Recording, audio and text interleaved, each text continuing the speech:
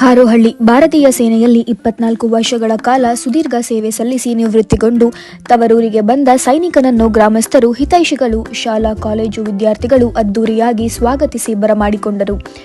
ದೇಶದ ಗಡಿ ಭಾಗದಲ್ಲಿ ಸೈನಿಕನಾಗಿ ಸೇವೆ ಸಲ್ಲಿಸಿ ಬಂದ ತೋಕಸಂದ್ರ ಗ್ರಾಮದ ಶಿವಕುಮಾರ್ ಗ್ರಾಮಕ್ಕೆ ಆಗಮಿಸುತ್ತಿದ್ದಂತೆ ಗ್ರಾಮ ಪಂಚಾಯಿತಿ ಅಧಿಕಾರಿಗಳು, ಮಾಜಿ ಅಧ್ಯಕ್ಷರು, ಸದಸ್ಯರು, ಮುಖಂಡರು, ಹಿತೈಷಿಗಳು ಗ್ರಾಮದ ದ್ವಾರ ಬಾಗಿಲಿನಿಂದ ತೆರೆದ ವಾಹನದಲ್ಲಿ ಬೃಹತ್ ಮೆರವಣಿಗೆ ಮೂಲಕ ಹೂವಿನ ಮಳೆ ಸುರಿಸಿ ಬರಮಾಡಿಕೊಂಡರು. ನಂತರ ಗ್ರಾಮದ ಸರ್ಕಾರಿ ಶಾಲಾ ಆವರಣದಲ್ಲಿ ಜರುಗಿದ ವೇದಿಕೆ ಕಾರ್ಯಕ್ರಮದಲ್ಲಿ ಟಿ.ಎನ್. ಶಿವಕುಮಾರ್ ಮತ್ತು ಅವರ ಪತ್ನಿ ಹಾಗೂ ಕುಟುಂಬ ಸದಸ್ಯರನ್ನು ಸನ್ಮಾನಿಸಿ ಗೌರವಿಸಲಾಯಿತು. ಈ ವೇಳೆ ಶಾಲಾ ವಿದ್ಯಾರ್ಥಿಗಳು ದೇಶಭಕ್ತಿ ಗೀತೆ, ನಾಟಕ ಪ್ರದರ್ಶನ ಮಾಡುವ ಮೂಲಕ ಗ್ರಾಮಸ್ಥರನ್ನು ಮನರಂಜಿಸಿದರು. ಸನ್ಮಾನ ಸ್ವೀಕರಿಸಿದ ಯೋಧ ಟಿ.ಎನ್. ಶಿವಕುಮಾರ್ ಮಾತನಾಡಿ, ನಾನು ಸೇನೆಗೆ ಸೇರುವುದು ನನ್ನ ತಂದೆ ತಾಯಿಗಳಿಗೆ ಇಷ್ಟವಿರಲಿಲ್ಲ.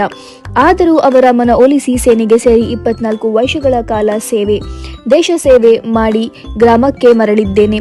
ಇಂದು ನನ್ನನ್ನು ಅದ್ದೂರಿಯಾಗಿ ಬರಮಾಡಿಕೊಂಡಿರುವುದು ಮರೆಯಲಾಗದ ಸಂಗತಿ. ಗ್ರಾಮಸ್ಥರು ಸೈನಿಕರ ಮೇಲೆ ಇಟ್ಟಿರುವ ಪ್ರೀತಿ, ವಿಶ್ವಾಸ ಎಂತಹದು ಎನ್ನುವುದನ್ನು ಸಾಬೀತುಪಡಿಸಿದೆ.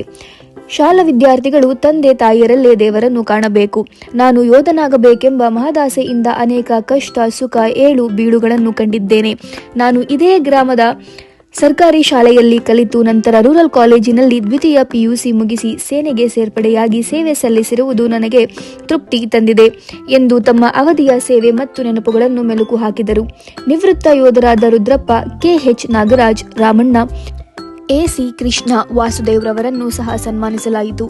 ಗ್ರಾಮದ ಮುಖಂಡರಾದ ಶಿವರುದ್ರೇಗೌಡ, ಕುಮಾರ್, ಶಿವಮಾದೇಗೌಡ, ಪ್ರದೀಪ್, ರಾಜೇಶ್, ಶಿವಣ್ಣ, ಪ್ರೀತಂ, ನವೀನ್, ಶ್ರೀನಿವಾಸ್, ಸಿದ್ದೇಶ್, ಚೂಡೇಶ, ಚಂದನ್ ಹಾಗೂ ಯೋಧರ ತಂದೆ ತಾಯಿ, ಪತ್ನಿ ಸೇರಿದಂತೆ ಗ್ರಾಮ ಪಂಚಾಯಿತಿ ಮಾಜಿ ಅಧ್ಯಕ್ಷರು, ಉಪಾಧ್ಯಕ್ಷರು ಸಹ ಹಾಜರಿದ್ದರು.